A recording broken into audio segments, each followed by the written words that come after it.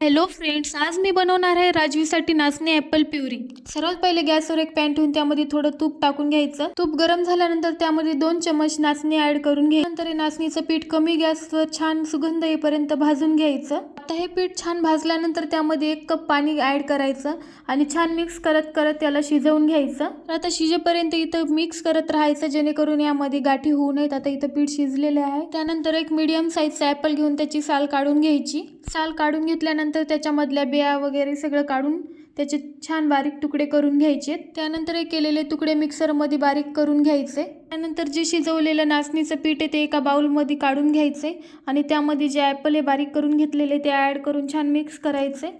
थोडंसं गार झाले की बाळाला खायला द्यायचं। त्यानंतर इथे मी राजवीला खायला दिले, ती बघा इथे एन्जॉय करत करत छान खाऊ लागली। तिला ही प्युरी खूप आवडली। चला तर मग व्हिडिओ आवडल्यास लाईक, शेअर आणि सबस्क्राईब करायला विसरू नका। भेटूयात नेक्स्ट व्हिडिओ सोबत, तोपर्यंत बाय।